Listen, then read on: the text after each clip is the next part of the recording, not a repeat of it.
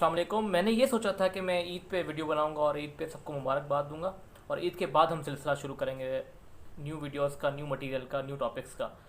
पर जो खबर आज मुझे मौसूल हुई शाम के टाइम और मेरे ही घर के पास, जी बिल्कुल, मैं कराची इंटरनेशनल एयरपोर्ट की बात कर रहा हूँ, वहाँ पर एक जहाज़ क्रैश हो जाता है। आज उसकी खबर में मैं थोड़ा सा आपको फैक्ट्स बताऊंगा और थोड़ी सी मैं स्टेटमेंट बताऊंगा कि जिस पे मुझे इतना गुस्सा आ रहा था कि मैंने कहा कि यार आप लोगों के साथ शेयर की जाए। सबसे पहले जो बीबीसी ने इस न्यूज़ को जिस तरह कवरेज दी है उसकी थोड़ी सी आप एक क्लिप मैंने बनाई है, रिकॉर्ड की है, वो मैं दिखाना चाहता हूँ। देखिए।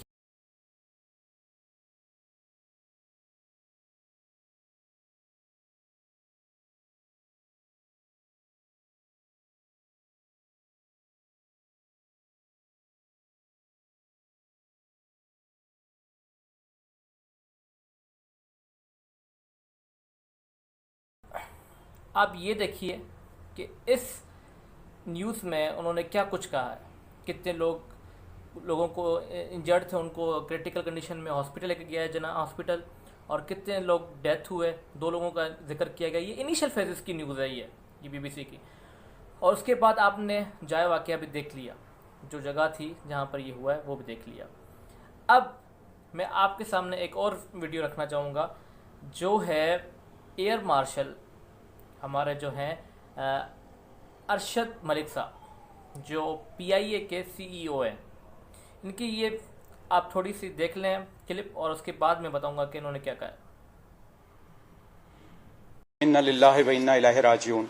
इस सानहा जो कि ऑलरेडी हम एक क्राइसिस से गुजर रहे थे, हम पे एक और आजमाइश आ गिरी। हमारा ईमान है कि वो सारे यकीनन शहीद हैं, अल्लाह ताला उनके दर्जात बुलंद करें। अब हमने इस साहने को आगे संभालना है, जिसके लिए मैं खुद इधर आया हूं। एविएशन मिनिस्टर साहब कल तशरीफ लाएंगे, हम इस क्राइसिस को इंशाल्लाह संभालेंगे। हमने अपने एयरपोर्ट होटल जो है उसको खाली कर लिया है, ताकि जो लवाकीन आना चाहें, जहां से आना चाहें, हम उनको वहां पे। इन्होंने कहा कि वो शहीद है। इन्ना लिल्लाहि व इन्ना इलैहि राजिऊन। बहुत थैंक यू मलिक साहब, अगर आप ये ना कहते तो हमारा क्या होता। कितना बड़ा काम कर दिया आपने हमारे लिए। ठीक है। दूसरी बात इन्होंने कही कि हमने एयरपोर्ट होटल खाली करवा दिया है लवाहिकीन के लिए। यार, लवाहिकीन को एयरपोर्ट होटल नहीं चाहिए, उनके पास अपने घर हैं, रिहाइश है। आप लवाहिकीन को उनके जो प्यारे थे वो वापस लौटा कर दो। आप अपनी नाहली को छुपाने के लिए ऐसी बेतुकी बातें ख़त्म करो और हकीकत को बयान करो। अच्छा, मैं खुद यहाँ पर आया हूँ और मैं खुद इस क्राइसिस से निपटूंगा। ओ भाईजान, ये क्राइसिस हुआ क्यों? ये क्राइसिस आखिर इसकी वजह क्या थी? इस क्राइसिस को निपटूंगा, दैट्स नॉट इनफ। अच्छा, फिर आगे देखें ये आगे क्या कह रहे हैं। खुशकिस्मती अल्लाह की, अल्लाह ताला की बहुत मेहरबानी कि वो जो जहाज क्रैश लैंड हुआ वो एक गली में लैंड हुआ, जिससे आसपास के मकानों को नुकसान हुआ, लेकिन कोई कोलैप्स नहीं हुआ। और अल्हम्दुलिल्लाह अभी तक की खबर के मुताबिक मिराकलसली कोई वहां पे डेड बॉडी भी नहीं है।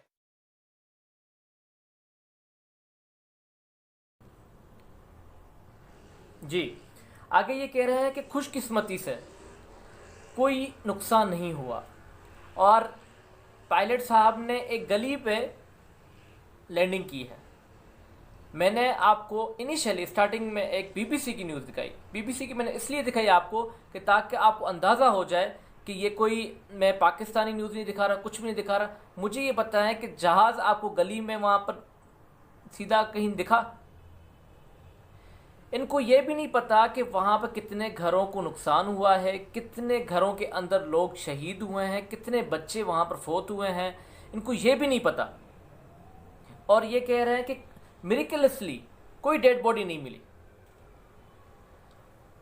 अंधे, गूंगे, काणे, ऐसे जो अल्फाज भी हों आप लोगों के लिए कम है। होश के नाखून लें, वो करें आवाम के साथ जो आप लोग बर्दाश्त भी कर सकें। इसके बाद मैं आपको दिखाता हूँ कि जो हमारे प्राइम मिनिस्टर हैं, उनकी एक पुरानी वीडियो मुझे अभी एक सामने नज़र आई, तो वो मैं आपको दिखाना चाहता हूँ। ये देखिएगा। साउथ कोरिया का प्राइम मिनिस्टर रिजाइन करता है कि किश्ती डूब जाती है, किश्ती डूब जाती है, वो तो नहीं चला रहा होता, लेकिन वो कहता है कि मेरे होते हुए किश्ती डूबी और मैं सही तरह उसके बाद में जो मुझे करना चाहिए था मैं नहीं कर सका, मैं रिजाइन कर रहा हूं, इस्तीफा दे।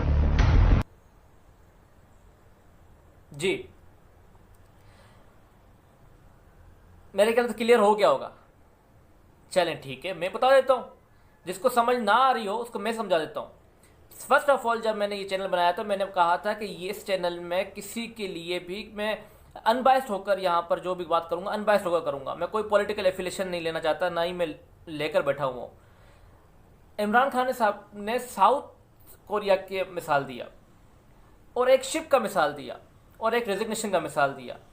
तो भाई यहाँ पर 99 लोग 107 कैबिन क्रू के साथ लोग शहीद हुए हैं, जो बच्चे हैं वो भी मिसिंग में आ रहे हैं।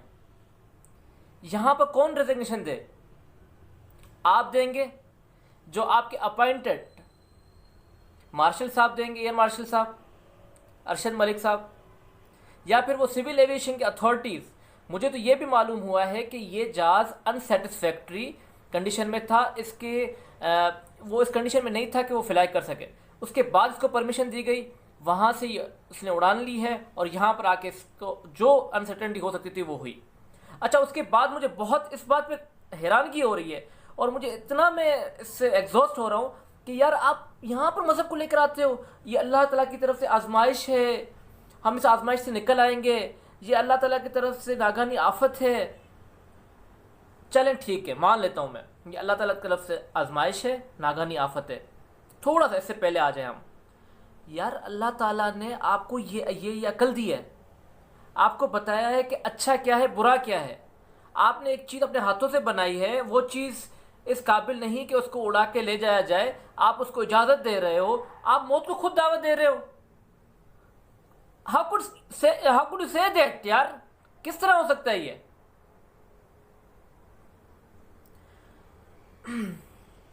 मैंने तो ये फैसला किया है कि मेरे लिए ये ईद नहीं होगी, मैं इस ईद को नहीं मनाऊंगा, क्योंकि मैं उन सब लवाकिन के साथ ईद करूंगा जो जिनके प्यारे इस इंसिडेंट में शहीद हुए हैं। और ये शहादत कोई नेचुरल डिज़ास्टर या कोई क्रैश नेचुरल नहीं था, कोई अचानक कोई टेक्निकल फॉल्ट आ गया हो। मैं इसको मर्डर डिक्लेयर करता हूँ, murdered by authority, the particular authority that are responsible for allowing them, जिसने उनको अलाउ किया उड़ने के लिए, मैं उनके ऊपर ये मर्डर का चार्ज डालता हूँ। और मैं आप सब लोगों के ऊपर ये सवाल छोड़ के जाता हूँ कि यार प्लीज़ सोचिए, यहाँ पर आपके प्यारे आप भी हो सकते थे, तो क्या होता? उनके घर में क्या मातम होगा? इन्होंने तो कहा था एयरपोर्ट होटल खाली कर रहे हैं लवाकिन के लिए। यार शर्म करो, शर्म करो, थोड़ी सी भी अगर आप लोगों के अंदर बच गया है तो वो चीज़ निकालो अपने बाहर ज़मीर। अच्छा, फिर मैं आपको दिखाता हूँ कि इतना कुछ होने के बाद वहाँ पर पहुँचा कौन। देखिए, अस्सलाम वालेकुम। इस वक्त यहाँ पर तकरीबन मेरे ख्याल में 200 में कितनी लाशें निकल चुकी हैं? 20 के करीब निकली होंगी अभी तक। इस वक्त ऑपरेशन भरपूर तरीके से लीड कर रहे हैं, फैसल भाई सारा ऑपरेशन देख रहे हैं। 20 के करीब लाशें निकल चुकी हैं। फैसल भाई, घर के ऊपर से लाशें क्यों निकली हैं? ये घर के ऊपर से नहीं है, हाँ, ये जली हुई है, गलियों से निकाली है। ऊपर जो लाशें गिरी थी ना, जो अंदर पैसेंजरों की, कुछ लाशें ऊपर भी गिरी थी, उनको हम बराबर के घरों से उठा के लेकर आ रहे हैं। जैसे यहाँ से भी एक लाश। अच्छा, लोग जो यहाँ पे काम करने वाले थे वो भी जले हैं, क्योंकि आग बहुत ज्यादा थी, घरों के अंदर तक गई आग, और इसमें लोग बहुत बड़ी तादाद में जले हैं। जो मकामी लोग यहाँ मोहल्ले के रहने वाले हैं वो जले हैं।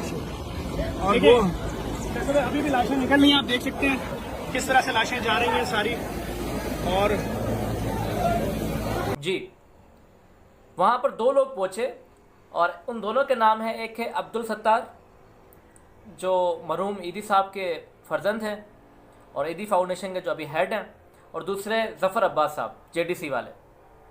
जी, ये लोग वहाँ पर आप देख रहे हैं इनकी कंडीशन क्या है, खड़े हैं, जद्दोजहद कर रहे हैं, जो उनके साथ हो पा रहा है, जो इनकी रिसोर्सेज है वो फुल यूटिलाइज़ कर रहे हैं।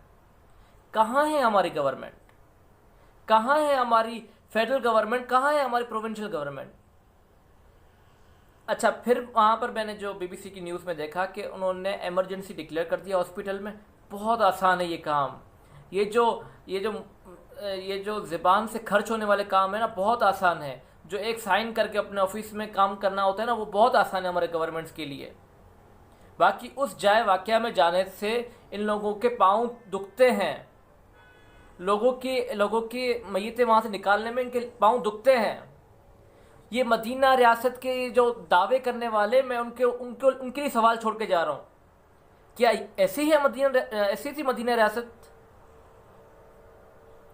मुझे अपने आप पे शर्म आ रही है कि मैं इस सोसाइटी का हिस्सा हूँ, क्योंकि इसके बाद जो हुआ वो मैंने देखा था 2008 में।